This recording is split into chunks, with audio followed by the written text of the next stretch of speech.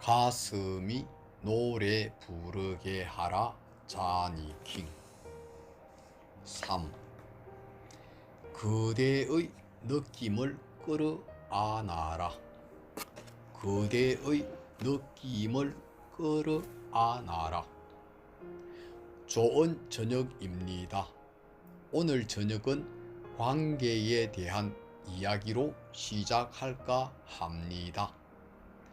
겉 사람과 속 사람의 관계. 무슨 이유에서든 당신들이 자신의 삶 속으로 끌어들인 사람들과의 관계. 전에도 말씀드렸듯이 현실을 창조하는 것은 절대적으로 당신 자신입니다. 이 세상에는 우연한 사건이나 우연의 일치라는 것은 있을 수 없습니다. 개인적인 현실이든 집단적인 현실이든 모두 믿음의 체계에 근거한다는 것도 이미 말씀드린 바 있습니다. 자아에 대한 것도 마찬가지입니다.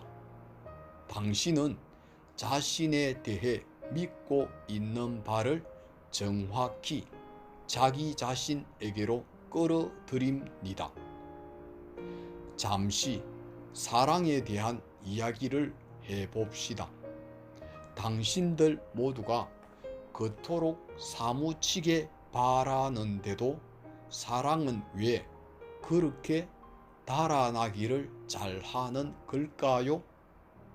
당신들 자신이 사랑을 받을 가치가 없다고 믿게 되면 당신들은 자신들의 삶에 그것을 창조하게 됩니다. 있는 그대로의 당신 자신, 있는 그대로의 당신 자신, 본래의 자신과 진실로 사랑에 빠지게 되면 자신이 신성한 표현이란 걸 전적으로 이해하고 받아들이게 된다면 모든 관계는 정말로 사랑의 관계가 될 겁니다. 그렇지 않은 것은 당신 자신의 본래의 자아에 덧칠한 자아를 그대로 대비추기 때문입니다. 외부의 모든 것은 당신의 관점을 고스란히 대비출 뿐입니다. 사랑이 무엇인가를 이해하는 데 있어 대부분의 사람들이 매우 제한된 시각을 갖고 있습니다. 아기가 태어날 때는 처음에는 굉장한 사랑과 애정을 품고 있습니다. 언제나 그런 것은 아니지만 대부분이 그렇습니다. 천진난만한 모습이 놀랍도록 애정과 자비를 불러일으키지요. 아이가 자라 자신의 뜻을 지닌 어른이 되면 사회적 요구가 그 아이를 짓누르게 됩니다. 부모는 아이가 자신들이 원하는 대로 되어주기를 바라죠. 아이가 무엇이 되고 싶은지는 상관하지 않은 채 말입니다. 이런 것들이 아이에게는 사랑의 결핍으로 느껴집니다. 부모가 얼마나 훌륭한 분인가는 문제가 되지 않습니다. 아이가 자신이 가치 없는 존재라고 느끼게 되고 부모와 진정한 대화가 없이 자람에 따라 오해가 삭트게 됩니다. 이런 식으로 자라기 때문에 나중에도 자신의 사랑을 마음껏 펴지 못하고 스스로 제한을 두게 됩니다. 이성 간의 사랑이든 남자와 여자, 여자와 여자의 사랑이든 다 마찬가지입니다. 거기에는 아무런 차이가 없습니다. 우리는 가슴에서 우러나오는 사랑을 이야기하기 때문입니다. 이런 식으로 생각해 보십시오. 당신 자신과 다른 사람들에 대한 당신의 믿음과 그 생각은 우주를 통해 멀리 퍼져 나갑니다. 생각은 당신의 가장 강력한 도구 이상이고 그 자체의 힘을 가지고 있습니다. 자기가 내보낸 것을 자기에게로 다시 끌어들이는 이 에너지를 우리는 전자기적인 에너지라고 부릅니다. 전에도 말씀드렸듯이 만약 당신이 사랑을 고통이라고 믿으면 사랑의 관계란 영원히 지속될 수 없는 것이라고 믿으면 사랑의 관계를 영원히 지속될 수 없는 것이라고 믿으면 자신이 사랑받을 만한 가치가 없다고 진심으로 믿으면 그때는 반드시 이런 것을 당신에게로 끌어들입니다. 누군가가 어떤 상황인가가 나타나서 당신이 믿는 바를 반영해 주는 것입니다. 매우 간단합니다. 또 하나 생각해 볼 거리가 있습니다. 조건 없이 샘솟는 순수한 사랑은 당신 자신을 어떻게 사랑할 수 있는지를 보여주기 위한 것입니다. 그건 일종의 가르침이지요. 일종의 반영입니다. 왜냐하면 있는 그대로의 당신 자신을 진정으로 사랑할 수 있을 때까지는 자기 자신의 모든 면을 다 받아들이고 인정할 수 있을 때까지는 사랑이 무엇인지 모르기 때문입니다. 당신이 진정으로 누구인지를 알고 받아들이게 되면 그것은 모든 현실의 지평에 반영되고 전 우주로 널리 퍼져 나갑니다. 본래의 자기와 더불어 경이로운 사랑 안에 있게 되는 겁니다. 그런 방식으로 겉 사람과 속 사람 사이의 당신이 지금껏 자신이라고 생각해온 가짜의 자기와 진정한 자아 사이의 분리는 막을 내리게 됩니다. 그렇게 되도록 허용하는 가운데 자아 안에 깃들어 있는 남성 에너지와 여성 에너지가 균형을 이루는 겁니다. 그러한 균형은 당신의 우주 전체로 반영되지요. 그러므로 사랑하는 이여, 당신이 무슨 책을 읽든 무엇을 추구하든 누구의 말을 듣든 어떤 대단한 선생이나 구루를 추종하든 항상 그것은 당신 자신에게로 되돌아옵니다. 지금 이 시대의 사람들과 대화를 나누다 보면 항상 저쪽 세계에 대한 대단한 호기심을 보입니다. 그렇죠? 관심의 대상은 다른 세계의 존재일 수도 있고 다른 별에 사는 존재일 수도 있고 지구 내부의 사람들일 수도 있습니다. 항상 말씀드렸듯이 당신 자신이 진정으로 누구인지 알게 될 때까지는 지금 이 시점의 인간 의식을 초월해 있는 것에 대해서는 진정으로 알 수가 없습니다. 벗들이여 어떤 의미에서는 당신들 어깨 위에 놓인 책임이 무겁습니다. 왜냐하면 여러분 각자가 위대한 이해의 경지에 도달하는 넓이와 깊이만큼 전 인류의 삶에 이바지할 수 있는 넓이와 깊이도 달라질 것이기 때문입니다. 인류의 지식은 이른바 집단 공명이라 불리우는 것 안에 존재하며 집단 의식의 산물입니다.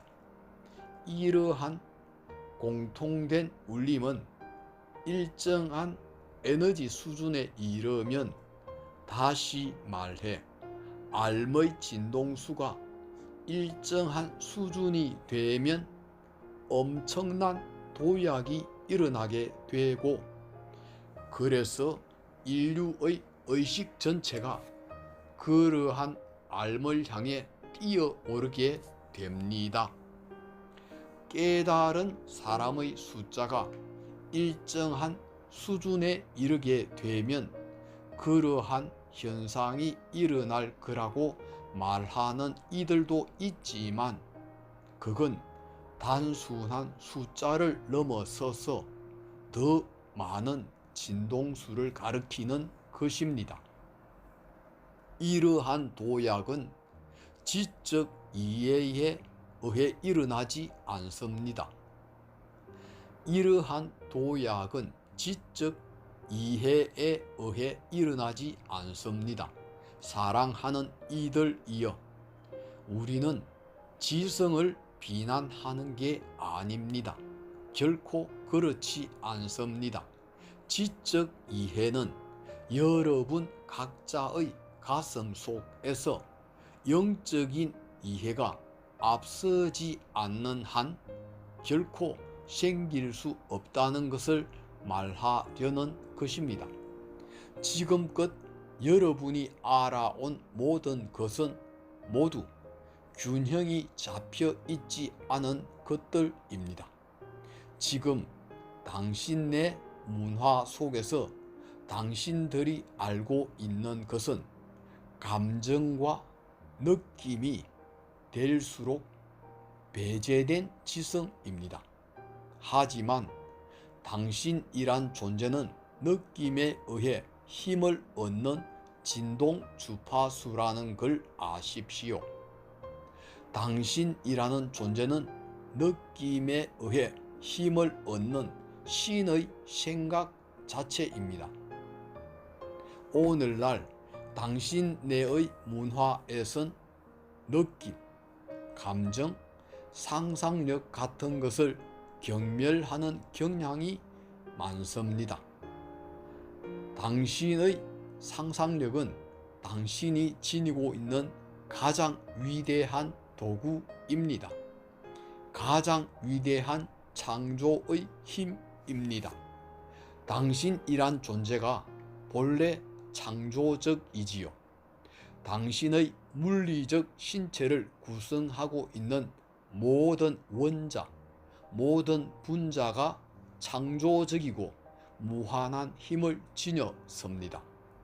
그렇지 않다면 당신은 여기 존재하지도 않았을 겁니다.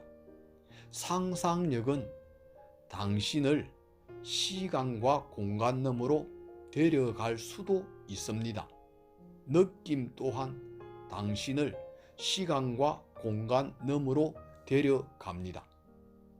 모든 것을 있는 그대로 받아들이는 여성적 에너지를 느낌이라는 것이 무엇인지 더 깊이 있게 이해하게 해줍니다. 받아들이고 느끼고 직관적이게 합니다. 직관적이라는 것은 무엇을 뜻할까요? 난 이러저러한 일을 하고 싶어. 그냥 느낌이 그래. 여자들이 그렇게 말하면 아무것도 알지 못한 채 비웃는 이들이 적지 않습니다. 논리적이지 않으며 지성적이지 못하고 말도 안 된다는 것이죠. 그것이 여자들의 특징이기도 하고요. 그렇죠? 인류는 직감이 잘못된 것이 아님을 점차 이해하고 있습니다. 그럼에도 아직까지는 직감을 따르는 일이 쉽지 않습니다. 직감은 아주 순식간에만 자신을 드러내기 때문이지요. 일상사를 쫓느라 바쁘기만 한데 여러 가지 결정해야 할 일들이 산더미 같은데 어느 짧은 순간에 어떤 목소리가 들려옵니다. 안 돼! 라는 말일 수도 있고, 맞아! 이걸 해! 라는 말일 수도 있습니다. 하지만 당신은 너무 바쁘고 조화된 상태에서 벗어나 있기 때문에 그 목소리를 듣지 않습니다. 소위 직감이라는 것은 여성 에너지입니다. 당신들 모두는 내면의 속삭임에 더 귀를 기울여야 합니다. 직감과 만나기 위해서는 전에도 말하였지만 자신의 몸이 하는 소리에 귀를 기울여야 합니다. 몸에 어떠한 불편이 오는 것은 당신에게 무언가 말하고 싶은 것이 있기 때문입니다. 그런데도 인류는 느낌을 두려워합니다. 인류는 고통이라 불리는 것에 절망이라 불리는 것에 꽁꽁 묶여 있습니다. 탄생의 순간부터 최초로 자신이 무가치하다는 고뇌를 경험한 순간부터 당신들은 각자 자기 주변에 불가항력이라는 장벽을 세우기 시작합니다. 당신들 모두는 또다시 상처받을까봐 두려운 겁니다. 살아간다는 것에 대한 실망과 슬픔과 고통을 당신들은 너무 잘 알고 있습니다. 아주 어릴 때부터 거기에 단련된 당신들은 그 때문에 고통과 느낌을 혼동합니다. 하지만 사랑하는 이들이여, 고통은 느낌이 아닙니다. 고통이라는 것은 느낌을 받아들이지 않으려는 저항입니다. 이걸 이해하는 게 중요합니다. 고통은 느낌을 받아들이지 않으려는 저항입니다. 삶에 즐거운 상황이 일어나면 뱃속에 있는 느낌의 중심부가 열립니다. 크게 웃을 때는 복부가 흔들리지 않습니까? 상황이 아주 즐겁다고 느끼거나 크게 웃을 때면 몸 안의 에너지 센터가 열립니다. 그리하여 복부에서 시작된 기쁨은 아무런 저항 없이 당신의 열린 에너지 센터를 통해 전신을 여행하고 당신의 가슴은 살아 움직이게 됩니다. 사랑하는 사람들이여, 즐거운 사람은 몸에 병이 없습니다. 당신이 고통스럽다고 여기는 상황이 나타나 두려움과 전율을 느끼게 되면 그때 복부의 에너지 센터가 닫힙니다. 여러분 각자가 모두 알고 있듯이 그런 상황이 일어나서 충격과 고통 속에 있게 되면 그건 바로 복부에서부터 시작됩니다. 이따금씩은 마치 걷어차인 듯 배가 아픈 느낌을 경험하게 되나요? 판단이란 복부에 꽂힌 날카로운 쇠 발톱과 같아서 에너지는 더 이상 갈 곳을 잃고 맙니다. 그것이 소위 고통이 되는 겁니다. 무엇이 고통을 창조한다고 생각하십니까? 판단입니다. 고통을 일으키는 다른 원인은 없습니다. 고통이라는 저항을 창조하는 것은 바로 판단입니다. 사랑하는 이들이여, 고통은 누적됩니다. 수억 급을 통해, 수많은 생애를 통해 당신은 그것을 습득해 왔습니다. 당신들 모두 그것에 매우 익숙해 있습니다. 당신들의 삶을 거슬러 올라가 보십시오. 어린 시절의 언제인가 당신은 자신을 무가치하다고 여기는 순간을 경험합니다.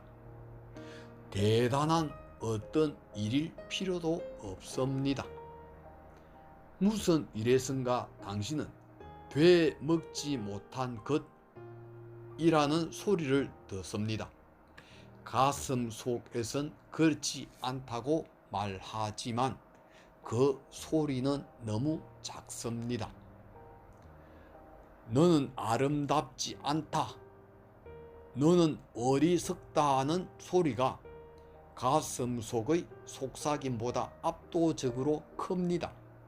그렇게 되면 자신을 충분치 않은 존재로 판단하게 되고, 자신을 충분치 않다고 판단하게 되면 고통을 경험하게 됩니다. 성장함에 따라 그것을 다룰 수 있게 되지만 다룰 줄 안다는 게 무슨 뜻입니까? 당신 주변에 불가항력적인 벽을 세우는 것을 의미합니다. 하지만 당신은 상처를 받게 되고, 그렇게 되면 더 높고 더 두꺼운 벽을 쌓게 됩니다. 당신이 성인이 될 무렵에는 그 벽이 매우 높고 두터워서 자신의 감정을 나타내 보이지 않게 됩니다. 마음을 보여주었다가는 상처받기 십상이기 때문입니다. 당신은 고통받을 때마다 그것을 극복하지만 고통은 다시 반복하여 나타나고, 그러면 그럴수록 더 당신은 자기 자신을 판단하게 되고, 다른 인간에 대해서도 더 판단하게 됩니다. 나는 정부의 희생양, 타인들에게 이용만 당한다 등의 관념에 갇히게 되고, 그것은 두려움이 커질수록 더 심해집니다. 그리하여 자신이 믿고 있는 바를 정확히 되비추어 줄 상황과 사람들을 더 자기 자신에게로 끌어당기게 되는 겁니다. 자, 이제 그것이 어째서 돌고 도는 원이 되는지 이해하시겠습니까? 당신들 모두가 상처받는 것을 두려워합니다. 나는 두렵다, 나는 상처받고 있다고 말하길 두려워합니다. 사랑하는 이들이여, 당신들은 입 밖에 낼 수 없는 가슴 속의 상처로 인해 죽어가고 있습니다. 그 절망을 바라보길 두려워하고 자기 자신을 인정하길 두려워합니다. 당신들은 자신이 충분치 못함을 두려워하고 있지만 감히 그렇게 말하지도 못합니다. 다른 사람들은 모두 정답을 알고 있는데 자기만 모르고 있다고 생각합니다. 당신들의 마음 엄밀한 한쪽에서는 자기만 못났다고 생각할지도 모릅니다. 자기만의 엄밀한 생각들과 자기만이 알고 있는 비밀스러운 행동들, 자신의 삶 구석구석을 돌아보고는 자신을 가치 없는 존재로 규정해버리고 자신은 결코 이곳저곳에 도달할 수 없을 것이라고 생각합니다. 자신들의 살아가는 형태가 이 모든 것을 말해 줍니다. 당신들은 모두 완전함을 갈망하고 있습니다. 이 모든 일의 발단은 자기 자신이 본래 신성의 표현임을 진정으로 이해하지 못한 데서 옵니다. 당신의 본래 모습은 말로 표현할 수 없을 만큼 경이로운 것입니다. 그러나 우리가 당신들은 만유의 생각 자체, 권원의 생각 자체라고 말해주면 당신들은 즉시 만유라는 것을 인격화시켜 생각해 버립니다. 우리가 신 또는 여신이라고 말하면 당신들은 즉시 인격화된 신이 존재한다고 상상해 버립니다. 그것은 제1원인의 본질에 대한 이해 부족에서 오는 겁니다. 제1원인은 진실로 인격화된 존재가 아닙니다. 우리가 만유라고 하는 것이 결코 인격적인 존재가 아님을 진실로 상상할 수 있어야 합니다. 그때에야 비로소 당신 자신을 포함한 모든 것 속에서 만물을 볼 수 있을 것입니다. 신성의 언줄은 모든 원자와 분자 속에, 모든 우주 속에 깃들여 있습니다. 그 힘이 만물 가운데 깃들여 있으니 만물을 바라보면 진정으로 알게 될 겁니다.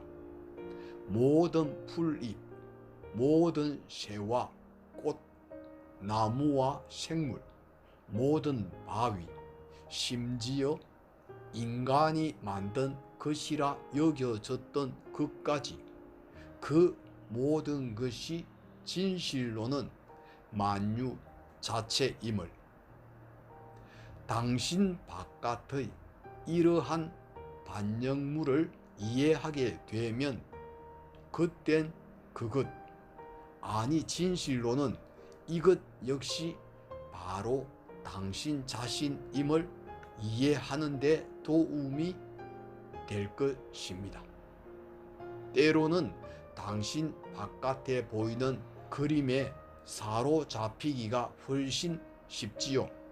당신 자신이 진정 누구인지에 대한 그림에 사로잡히기보다는 말입니다.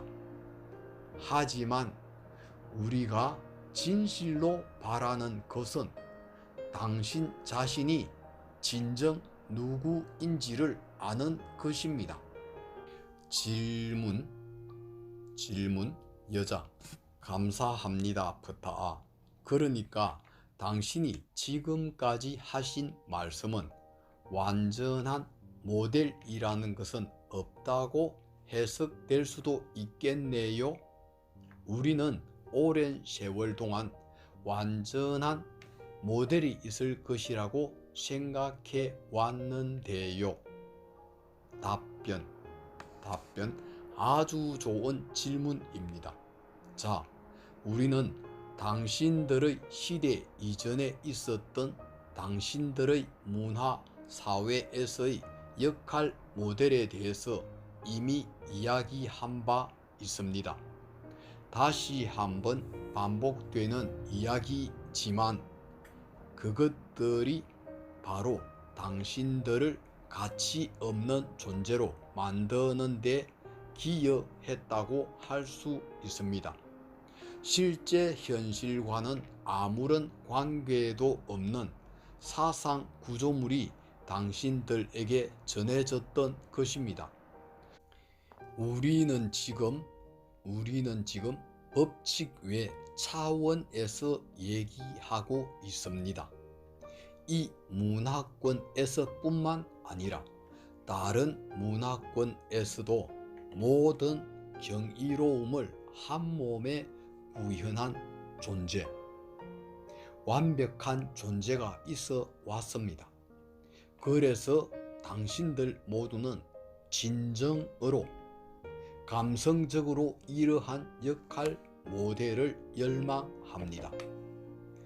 구세주라는 예수의 예를 들어야겠군요. 우리는 이러한 일이 당신네 문화에서는 아주 강력한 영향을 미치고 있음을 알아차렸습니다. 전에도 말했듯이 지성적으로 동의하든 동의하지 않든 당신들은 이러한 모델을 감성적으로 열망하고 있습니다. 당신네 문화의 집단적 공명, 집단의식에 대해 이야기하고 있는 겁니다. 당신이 그 점을 이해하든 않든 당신은 그 속으로 발을 내디딘 것입니다. 당신들 모두가 되고 싶어 하는, 그토록 갈망하는 완벽한 존재라는 것은 믿을 수 없을 만큼 엄청난 분열을 만들어냅니다. 당신이 완벽한 것으로 이해하는 것은 소위 완성품이기 때문입니다. 정말 그럴까요? 당신은 끝나지 않았고 앞으로도 결코 끝날 수 없으며 지금 이러한 현실 차원에서도 이 점은 다 마찬가지입니다. 어떤 것이 일단 끝나면 더 이상 존재하지 않기 때문입니다. 이해하시겠습니까? 모든 것은 창조의 동기를 지니고 있고 성장과 확장의 상태에 있습니다. 모든 것이 다 그러합니다. 당신 몸 안의 모든 세포도 창조성으로 꽃 피어나고 있으며 가만히 멈춰 있지 않습니다. 가만히 멈춰 있는 분자는 하나도 없습니다. 극미의 세계를 보든 우주를 보든 가만히 멈춰 있는 것은 하나도 없습니다. 그러니 완성품이 있으리라고 믿고 그것을 얻으려고 애쓰는 것은 넌센스가 아닐 수 없습니다. 당신이 깨달은 스승이 되면 어떨까요? 그러면 모든 것이 다 끝나리라고 생각하십니까? 제가 말씀드리죠. 절대 그렇지 않습니다. 현실의 차원은 무한하기 때문입니다. 제1원인의 에너지는 가만히 멈춰 있는 법이 없습니다. 계속적으로 확장하고 있고 움직이고 있습니다. 그렇지 않다면 당신은 여기 존재하지도 않을 것이고 다른 모든 것도 마찬가지입니다. 이해하시겠어요?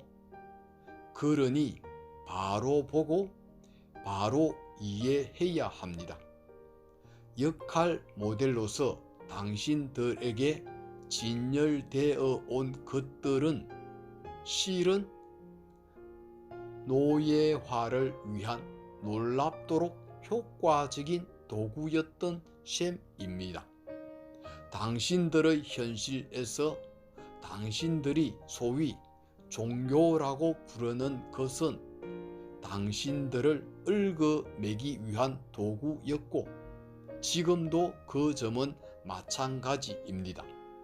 당신들로 하여금 주권과 자유의 권리를 알지 못하도록 조정하기 위한 도구 말입니다. 질문 남자. 예수가 자신의 가르침이 어떤 식으로 변형되었는가를 알게 된다면 실망이 크겠네요. 답변. 그렇지도 않습니다. 사랑하는 이여, 당신이 예수라 부르는 존재는 사실 생각의 구조물에 지나지 않습니다. 이 사람에 대해 사람들이 믿고 있는 것은 그 사람 자체와는 아무런 상관도 없습니다. 그 사람 자신과는 아무런 상관도 없는 생각의 구조물이 되었지만 생각의 구조물 역시 현실성과 타당성을 갖습니다. 그것이 현실입니다. 하지만 이 현실에 참여하고 안 하고는 당신에게 달려 있습니다. 사랑하는 이들이여, 여기 아닌 저 멀리에 심판관이 있는 건 아닙니다. 우주에는 심판관이 없습니다. 저 구름 속에 예수가 있는 게 아닙니다. 구름 속에서 당신을 계속 주시하는 신이 있는 게 아닙니다. 매일매일 배워야 할 필요가 있는 것들을 당신에게로 끌어들이는 것은 바로 당신 자신임을 이해해야 합니다. 일단 배우고 나면 또다시 이 가르침들을 경험할 필요는 없습니다. 질문. 판단이란 것이 더 조화로운 길을 가는 데에 방해가 되는 것 같군요. 어떻게 하면 판단을 떠날 수 있습니까? 늘 판단하게 되는데요. 답변. 보시오. 판단을 사리분별과 혼동하지 맙시다. 그 차이를 아시겠습니까? 판단은 다음과 같이 말하죠. 이건 옳고 저건 그르다. 이건 좋고 저건 나쁘다. 사실은 옳고 그른 것도 없고 좋고 나쁜 것도 없습니다. 존재할 뿐이죠. 그저 존재할 뿐입니다. 근래에는 의식 확장을 열망하는 뉴에이지 사상가들과 추종자들이 등장했습니다.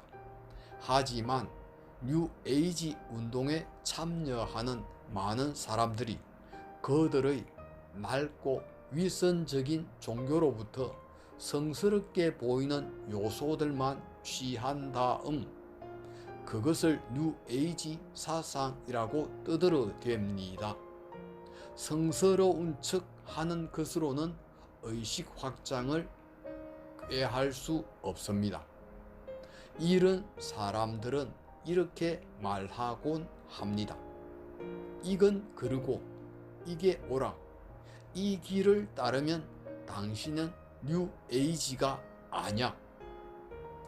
좋다 나쁘다, 옳다 그르다, 이게 기본적인 판단들이지요.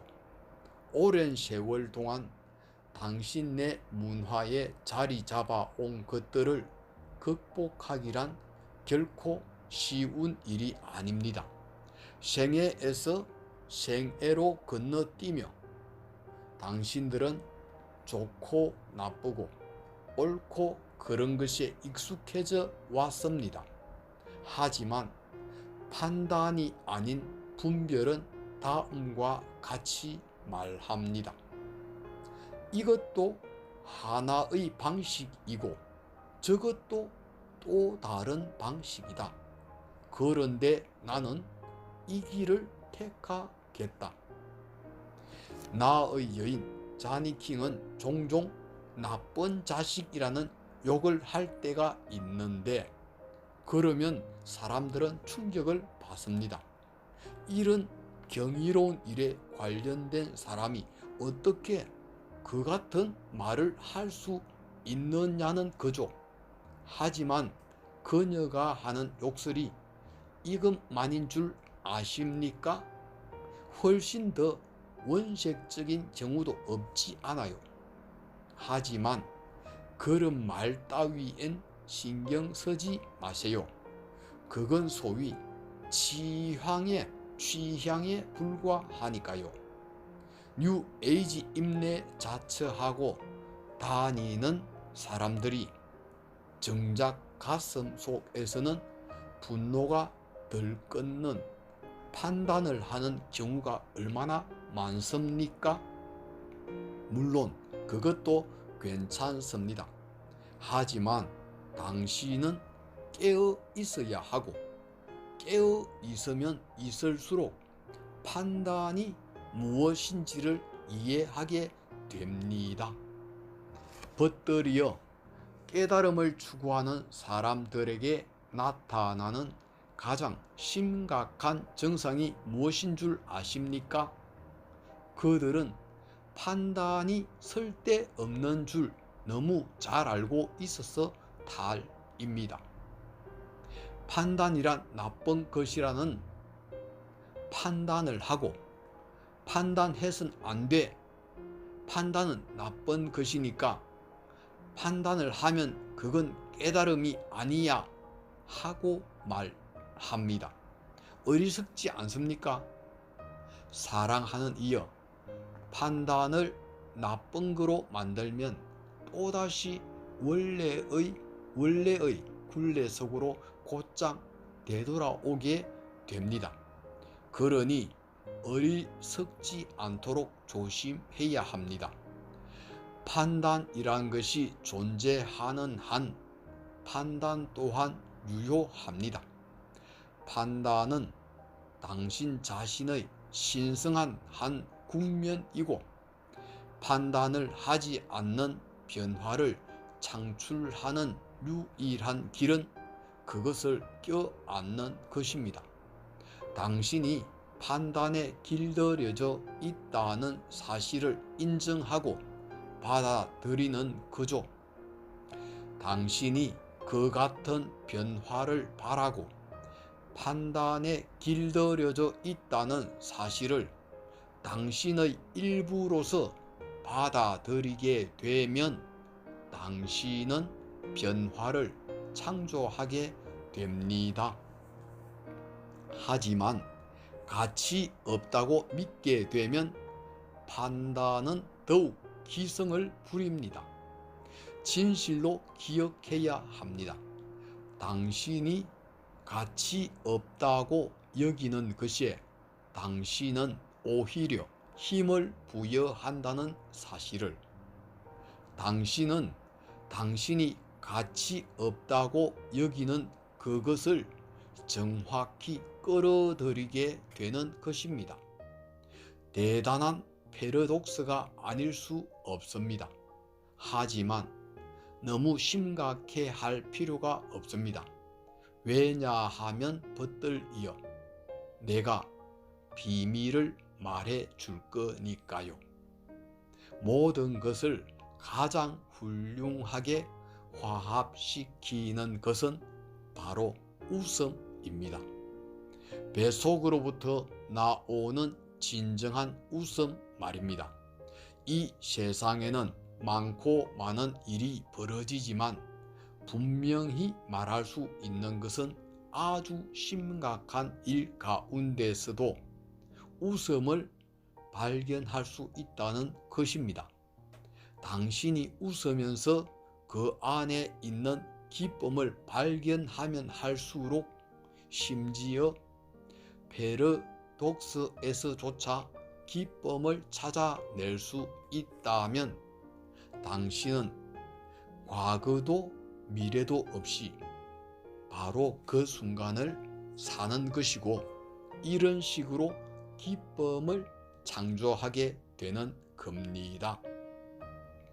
질문: 웃음과 그 웃음이 만들어내는 화합에 관한 건데요. 당신의 의식 차원에선 진심으로 어린애처럼 어리석을 수가 있나요? 답변: 실제가 그렇습니다. 어린애 같다는 건 함축적인 의미에서 보면 어린애 같지 않다는 뜻이 되기도 합니다. 경이로운 의미에서의 어린애 같다는 뜻을 여러분도 아실 것입니다. 그같이 경이로운 의미에서는 모든 것이 새롭답니다. 그런 경이로움 속에서는 뭔가 알아차림이 있고 놀라운 외경심이 있고 경건한 마음으로 우주를 바라보게 됩니다. 만물의 신성함을 깨닫게 되는 거죠. 질문: 즐거운 냉소주의에 대해서는 어떻게 생각하십니까? 답변: 사실 버시여 그것도 괜찮습니다. 냉소적인 것, 인류의 결점에 대해 아는 것, 하지만 다른 사람의 결점에 대해 비웃는 것은 사실은 자기 자신에 대해 비웃는 것임을 이해해야 합니다. 거기에 잘못된 건 없습니다. 질문: 하지만 당신은 당신 차원을 보고 웃지 않습니까? 답변: 물론 그렇지요. 하지만 내가 이 차원을 보고는 웃지 않는 줄 아십니까? 우리를 매우 심각한 존재들로, 웃거나 농담을 즐길 줄도 모르는 존재들로 생각한다면 우리는 여러분을 미워할 거예요. 하지만 그런 것들도 다 기쁨의 일부분들입니다. 당신에게는 웃음이 절망의 순간이기도 합니다. 마지못해 웃는 상황이라는 것도 있을 수 있지요. 웃지 않으면 그땐 울어버릴 테니까요. 웃음이란 눈물의 방향을 돌려놓는 놀라운 전향 장치이기도 한 것입니다. 하지만 아세요? 어떤 감정이든 온몸으로 그런 감정을 체험할 때는 당신이 그 순간을 살고 있음을 의미한다는 걸. 모든 것은 유효합니다. 하지만 제일 좋은 것은 역시 기쁨의 감정이라고 말하고 싶군요. 질문: 당신은 우리가 내면에 쌓아둔 고통스러운 감정의 기억들에 대해 말했습니다. 이런 감정을 해방시키는 것이 과연 가치 있는 일인지, 어떻게 하는 것이 올바른 태도인지 알고 싶습니다. 답변: 전에도 말했듯이 인류는 느낌에 대한 두려움을 갖고 있습니다. 느낌의 에너지가 체내에 축적되면 표출되기도 하고 억압되기도 합니다. 느낌의 발산이 억제되면 몸은 불편을 호소합니다. 최근 들어 등장한 새로운 치료법들은 사람들이 표현하도록 장려하고 과거의 삶 속으로 돌아가 몹시 고통스러웠던 것을 재경험하면서 거기에 대한 표현을 마음껏 하도록 합니다. 매우 좋은 방법이라고 할 수 있습니다. 그것은 마치 끓는 주전자에서 김이 나가게 하는 것과 같습니다. 그럼에도 해답은 표현과 억압이라는 양극의 중간에 놓여 있습니다. 인정과 포용으로 중용의 길을 걷는 것입니다.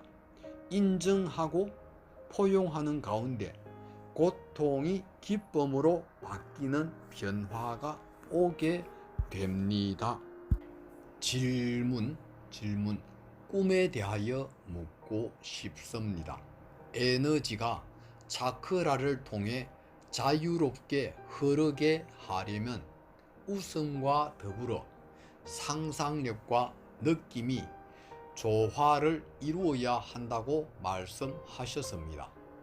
상상력 말인데요. 꿈을 꿀 때 저는 때로 잡다한 일상사를 다시 경험하곤 합니다.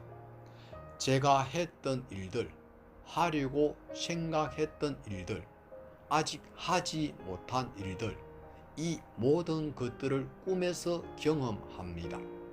우리가 잠들었을 때 나타나는 이 모든 것이 다 상상력인가요? 답변: 그건 그 모든 것 이상입니다.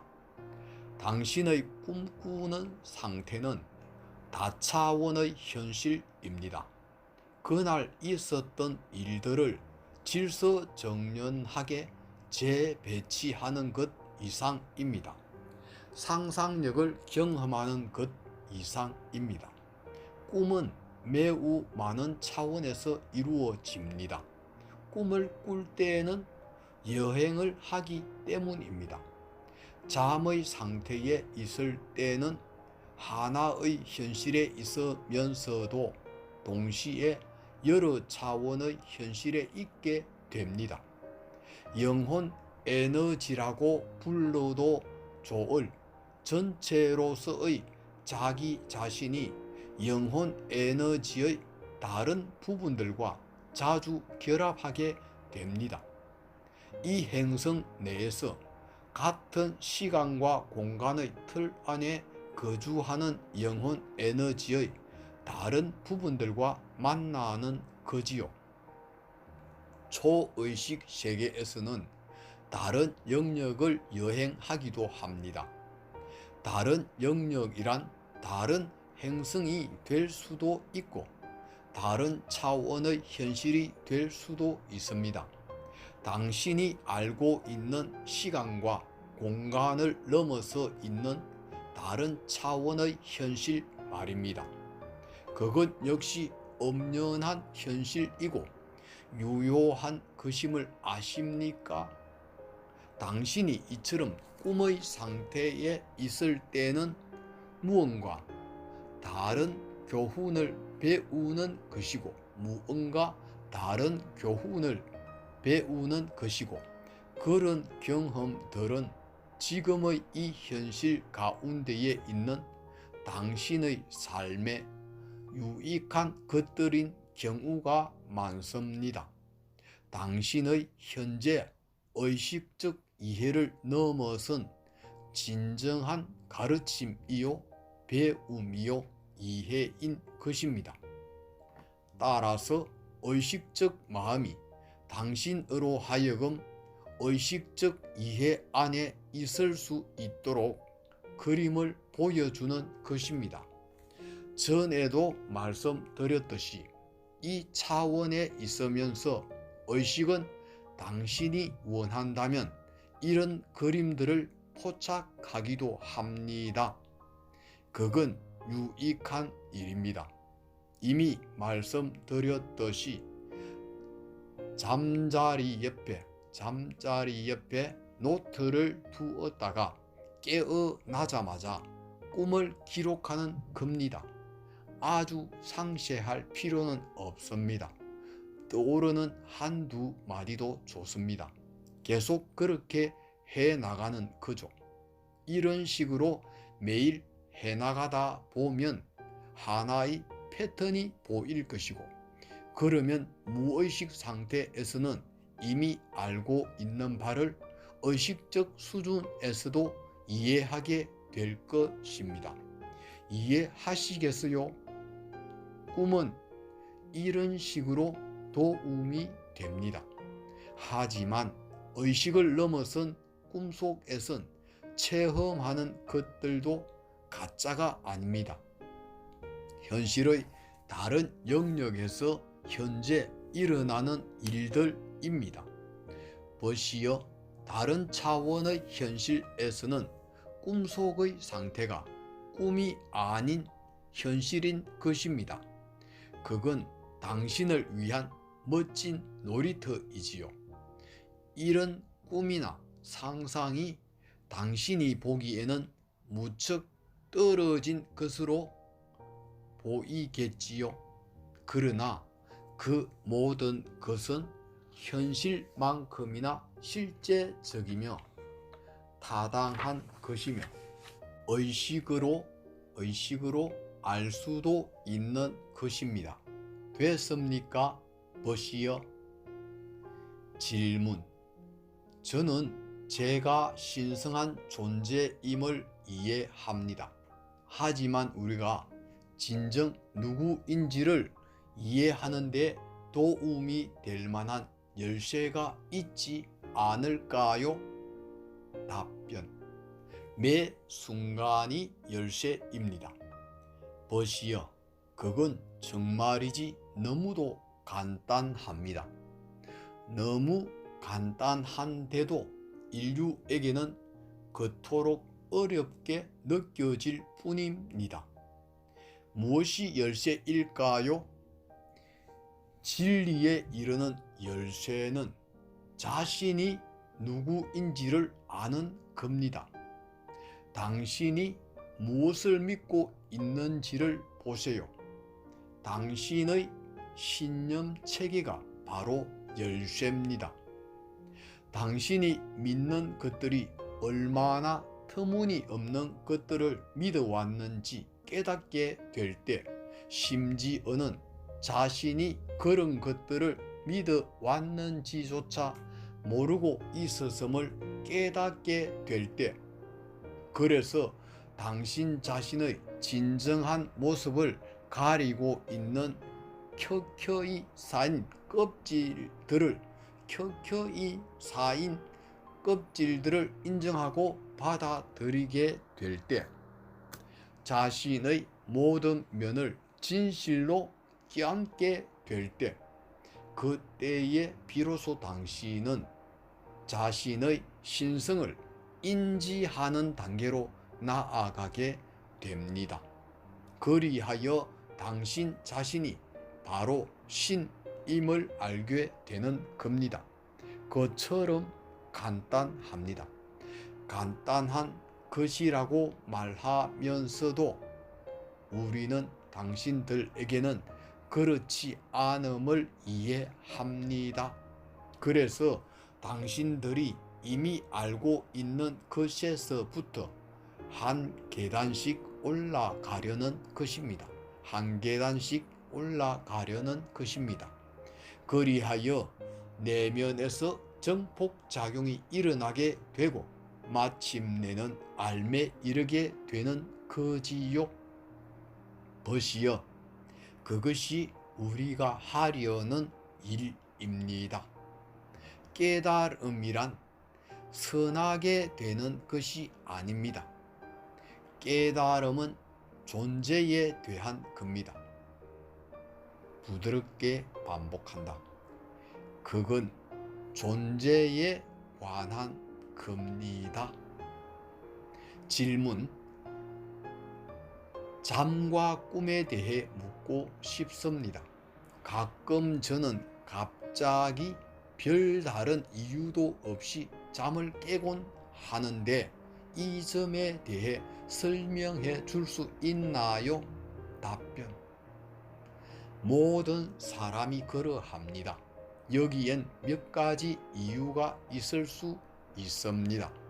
그중 하나는 육체가 이완 상태가 되면 몇몇 근육들이 경련을 일으키는 경우로 이런 현상은 흔히 일어납니다. 이건 비교적 현세적 이유들 중 하나지요. 다른 경우는 의식이 육체를 떠나는 전조로서 육체의 진동이 증가하는 경우입니다.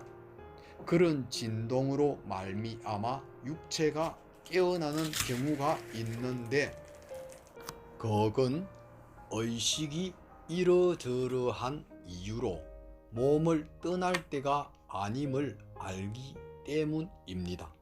그렇게 되면 의식이 몸으로 돌아오는데 그건 마치 쇼크와 같기 때문에 깨어나는 겁니다. 하지만 이런 이유들 중에도 원인은 여러 가지가 있을 수 있습니다. 몸 안에서 여러 가지 다른 차원의 일들이 일어날 수도 있고, 또 의식과 육체의 관계 때문이기도 합니다. 여러분도 아시다시피 의식과 육체는 매우 밀접하게 연관되어 있습니다. 몸 밖으로의 여행은 항상 여러분이 하는 일입니다. 몸 밖으로의 여행과 모험에 관하여는 의식적인 확장을 할 수 없는 경우가 대부분이지만 말입니다. 여러분 중 몇몇은 의식이 알고 있는 상태에서 몸 밖으로 여행하기도 하는데, 그때는 의식이 잠자는 상태가 아니라 깨어있는 상태입니다. 하지만 거의 반수면 상태로 마치 잠들기 직전에 온몸이 이완되어 있을 때와 같습니다. 명상 수행을 할 때 이런 상태가 되기도 하는데, 뇌파가 알파 상태라고 언급되며 이런 상태에서는 사람들이 가끔 몸 밖으로의 여행을 경험하기도 합니다. 질문. 우리의 고통을 가볍게 받아들이는 데 있어서 생활의 여유가 있는 우리 같은 사람들은 그래도 낫습니다.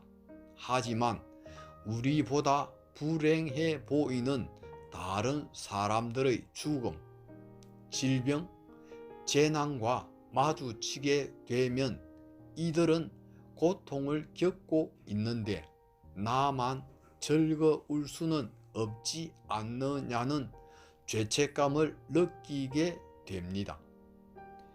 답변: 죄책감은 책임감과 연결되어 있지요. 죄책감은 아직 배우지 못한 가르침입니다. 그런데 책임감은 무엇일까요?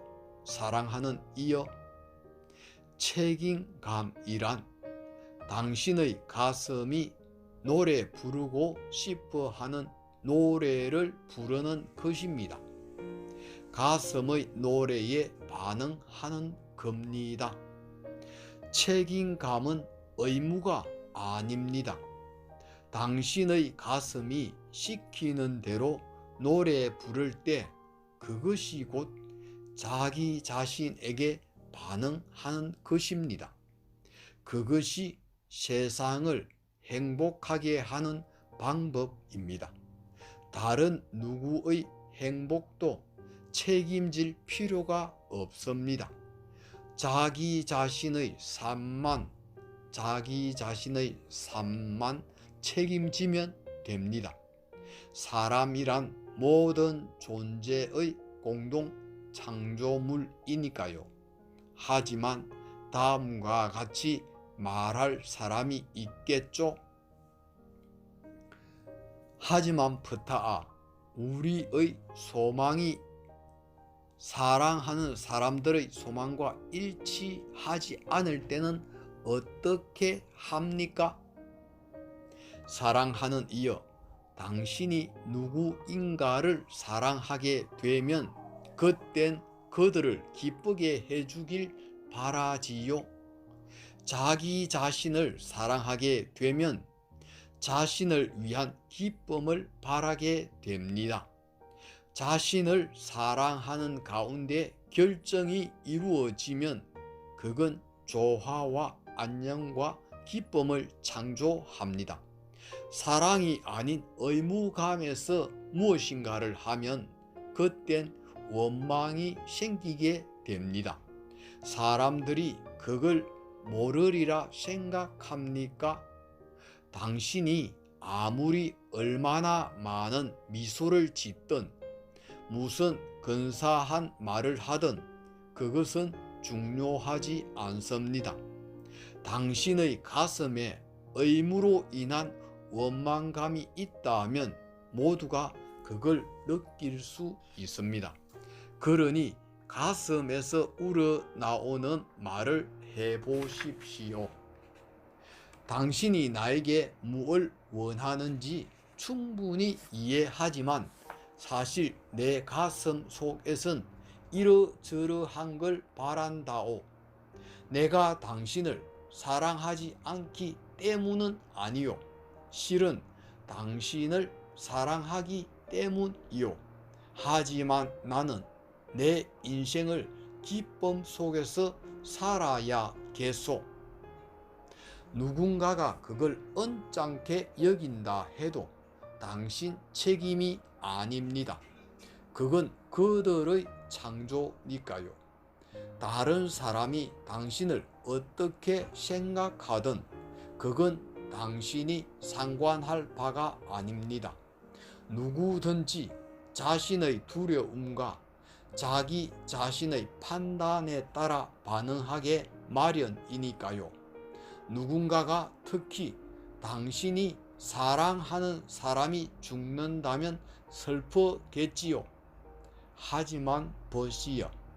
당신은 이것 또한 알고 있습니다. 이 세상 그 어떤 것에도 마지막은 없다는 것을. 사람들이 몹시 애달바하는 것은 관습적인 행동입니다.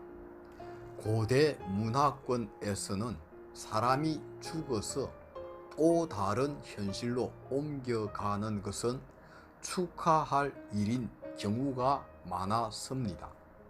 사랑에는 끝이 없음을 항상 염두에 두어야 합니다. 당신이 누군가를 사랑하면 그 사랑은 영원한 것입니다. 진실로 분리란 없기 때문입니다. 질문: 저는 우리보다 불행한 사람들에 대해 생각하곤 합니다. 그들의 죽음과 질병을 바라보면서 뭔가 잘못된 것 같다는 생각을 하게 되는데 그건 저의 판단인가요? 답변: 영혼의 차원에서는 모든 사람이 자신의 현실을 선택합니다. 현실의 모습이 어떠하든 그들 스스로 그 현실을 원했기 때문입니다. 오늘날의 지구와 같은 차원의 현실을 이해하기 원했기 때문입니다.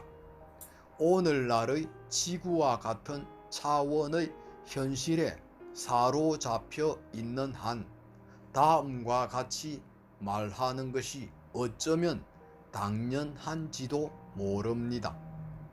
어째서 태어나자마자 굶어 죽는 삶을 선택하는 거죠? 불구로 태어나거나 전쟁과 파괴와 절망 속에서 태어나는 것은 무엇 때문이죠? 폭력과 증오가 가득 찬 가정에서 태어나는 아이들은 또 어째서 그런 상황을 선택하는 거죠? 하지만 아십니까? 그 모든 것이 환상임을 당신 스스로 경험을 위해 창조한 한 편의 영화라는 것을. 인생은 단 한 번만의 사건이 아닙니다. 당신이 조화와 풍요로움과 기쁨의 환경 속에서 태어났다고 확신하고 있다면 이 모든 걸 누리지 못했던 당신의 다른 인생도 많았음을 말씀드리고 싶군요. 전에도 말씀드렸지만 당신은 그 모든 것이 없습니다.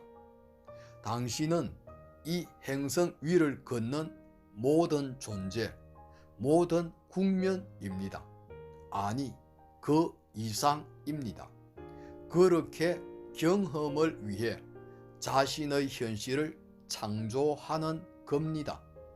그리고 그 모든 것은 다 환상입니다. 질문: 퍼타아, 우리가 어떻게 하면 존재의 충만함 속에서 살 수 있는지 설명해 주시겠어요? 답변: 버시여, 그 이야기를 하게 되어 기쁩니다. 존재 자체로서 충만해지는 것, 하는 사람이 아닌 존재하는 사람이 되는 것, 지금이라는 매 순간을 충만함 속에서 사는 것, 그것이 우리가 말하고자 하는 겁니다. 과거의 마음을 빼앗기지도 말고 미래를 걱정하지도 마십시오. 그런 건 지금 여기를 사는 게 아닙니다. 어떻게 하면 당신이 판단 속에 있지 않을까요? 어떻게 하면 당신이 기대를 덜 하게 될까요?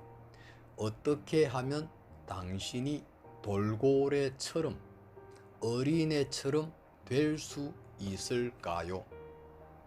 수행을 해야 한다고 말씀드리고 싶군요.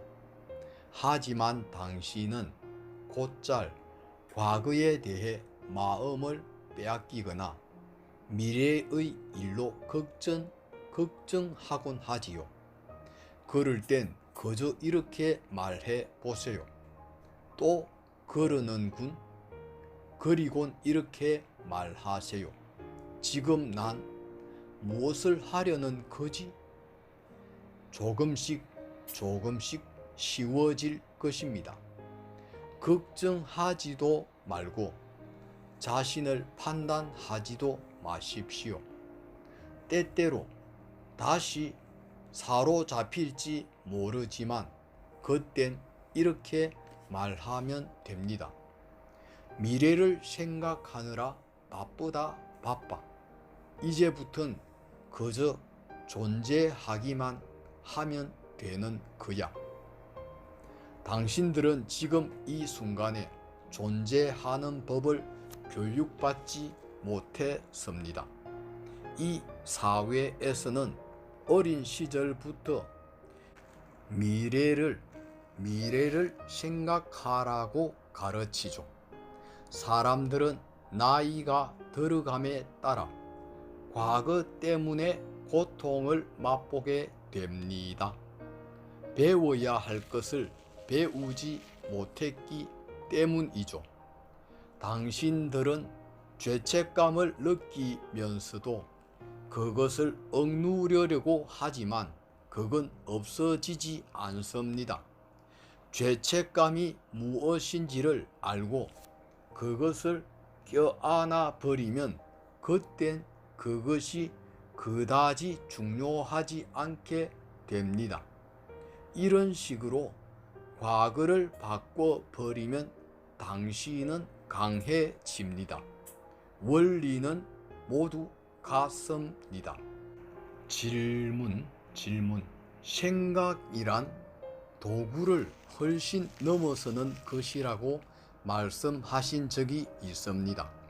거기에 대해 더 많은 내용이 있을 것 같은데 좀 더 상세히 말씀해 주시겠습니까? 답변. 당신의 우주를 창조하는 것은 진정 생각 자체입니다. 생각이란 실현의 도구지요. 당신의 현실에서 일어나는 일은 생각 없이는 결코 일어나지 않습니다. 이해하시겠어요? 전쟁을 생각하지 않는다면 전쟁 같은 일은 일어나지 않습니다. 3차원의 현실에선 어떤 것이 물리적 실체로 나타나기 위해서는 반드시 생각이 앞서야 합니다.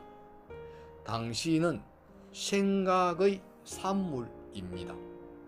물리적 실체는 곧 의식이고 의식은 바로 생각 자체입니다.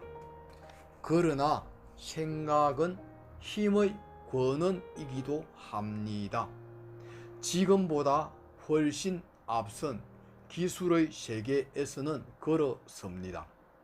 여기에 대해 너무 깊이 들어가는 건 이 시점에선 적절치 않습니다. 위대한 기술의 세계에서는 생각이 동력으로서, 달리 표현하면 연료로서 사용된다는 것에 대해서는 전에도 잠깐 언급한 적이 있습니다. 예를 들어 당신들의 위대한 컴퓨터는 전기에 의해 동력을 얻습니다. 하지만 앞으로 다가올 기술의 세계에서는 생각으로 동력을 얻을 것입니다. 질문. 생각에 대해 뭔가 더 깊은 내용이 있을 거라는 제 느낌이 맞군요. 답변. 그렇습니다. 보시오, 당신네 물리학자들은 이제야 비로소 물질을 창조한 것이 생각이라는 것을 이해하기 시작했습니다. 당신이라는 존재는 소위 위대한 권원의 한 생각이라는 것도 이해하기 시작했습니다. 생각이란 빛보다 더 빠른 진동을 지닌 스펙트럼입니다. 과거 물리학자들은 빛보다 더 빠른 것이 없다고 생각했고, 그래서 빛보다 빨리 여행할 수는 없다고 생각했지요. 그건 그렇지 않습니다. 질문: 생각이 빛보다 더 빠른 진동을 지녔다면 단 한 번의 집중된 생각으로 사물을 보낼 수도 있겠네요. 심지어는 우리 자신을 이동시키는 것도 가능하고요. 답변: 실제로 당신은 그렇게 할 수 있습니다. 질문: 그렇지만 우리가 그렇게 하려고 애써도 할 수 없는 건 무엇 때문이죠? 답변: 순수한 생각이란 무엇인지 이해하지 못하기 때문이죠. 당신이 할 수 있음을 믿지 못하기 때문입니다. 보시오. 당신의 신념 체계가 당신이 서 있는 현실의 반석이라는 걸 아시나요? 전에도 여러 차례 이 말을 했고 앞으로도 더 말하겠지만, 당신이 딱딱한 벽을 통해 걸어가길 원하면 그렇게 할 수도 있습니다. 하지만 당신이 할 수 없다고 믿으면 그땐 정말 할 수 없는 겁니다. 질문: 퍼타아, 과거의 모든 영적 지도자들, 붓다나 예수 같은 분들이나 또 당신 같은 존재들이 어째서 모두 남성인지를 설명해 주시겠어요? 답변: 그렇지 않습니다. 당신의 역사는 소위 남성 위주로 서여졌기 때문에 여성이 간과되거나 감추어져 왔을 뿐입니다. 남성이란 존재는 여성을 몹시 무서워하는데, 남성들에게는 역사상 모든 권력을 쥐고 있는 것이 여성들이라고 여겨졌기 때문입니다. 생명의 창조자인 여성은 당신들의 지구 여신에 더 가까웠습니다. 당신의 역사에서 남성들은 항상 여성의 권능을 두려워하여 왔던 것입니다. 그런 이유로 여성들에게 종속되는 것이 그토록 무서웠던 것입니다. 하지만 분명히 변화가 오고 있습니다. 우리처럼 이런 식으로 말을 하는 실체는 진실을 말하자면 남성 에너지가 아닙니다. 사람들과 관계 맺는 데 있어 여성 에너지를 지닌 것보다 더 쉽기 때문에 남성 에너지로 나타난 것일 뿐입니다. 인류의 의식 속에서 줄곧 권위와 지식을 지닌 것은 남성 에너지였습니다. 이해하시겠어요? 그래서 남성 에너지가 나서게 된 것입니다. 질문: 그러니까 나 자신을 포함한 우리의 신념 체계 때문에 남성 에너지에 더 잘 반응하므로 남성 에너지를 불러들이게 되었다고요? 답변. 벗이여, 여성들은 줄곧 지배를 받아왔습니다. 힘 없는 걸 두려워하는 남성들이 힘을 내세우려 하였기 때문입니다. 당신네 문화에서는 남성들이 모든 암과 지혜가 여성으로부터 나온다는 사실을 기꺼이 받아들이려 하지 않기 때문입니다. 하지만 이 에너지의 본질은 아시다시피 그다지 남성적이지 않습니다. 질문. 자웅동체 에너지를 말씀하시는 겁니까? 답변. 벗이여, 영혼에는 성별이 없습니다. 질문. 성을 초월했나요? 답변. 사실은 영혼은 그 모든 것을 초월합니다. 당신의 영혼은 성별이 없지만 수많은 생애를 거듭하면서 남자가 되기도 했고 여자가 되기도 했습니다. 영혼은 모든 걸 초월해 있다기보다는 모든 걸 하나로 통합한다고 보아야 할 것입니다. 질문. 우리가 매 생애마다 남자로 여자로 태어날 수 있다면 어째서 호모나 레즈비언이 있는 겁니까? 답변. 여러 가지 이유가 있습니다. 전에도 말씀드렸듯이 인류는 실제로는 양성입니다. 성별에 상관없이 육체적으로 사랑을 확장시키기 위함입니다. 하지만 인류는 여기에 대한 인식이 부족합니다. 동성연애를 이상한 현상으로 받아들이고 준엄한 심판을 내리고 있습니다. 이런 말씀을 드리고 싶습니다. 약간은 혼란이 있을 수도 있겠고요.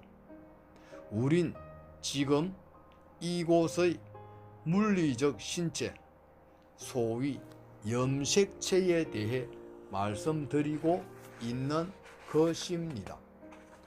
동성연애는 대부분 정신적 충격으로 말미암아 시작됩니다.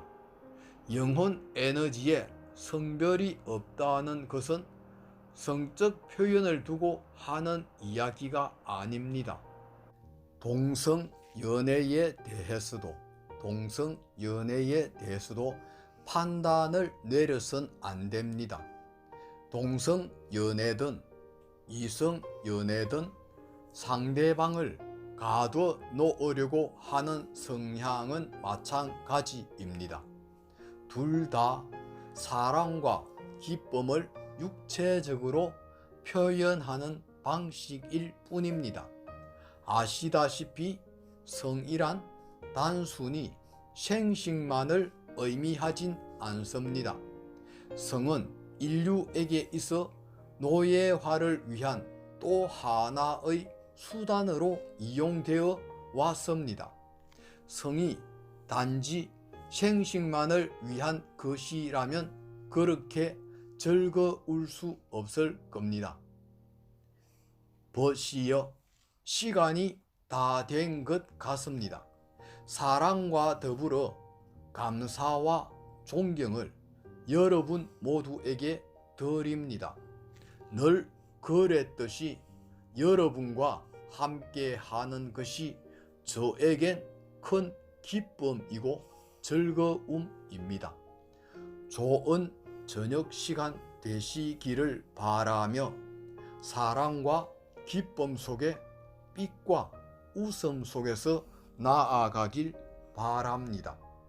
제가 진실로 여러분을 사랑하고 있음을 알아주시기 바랍니다.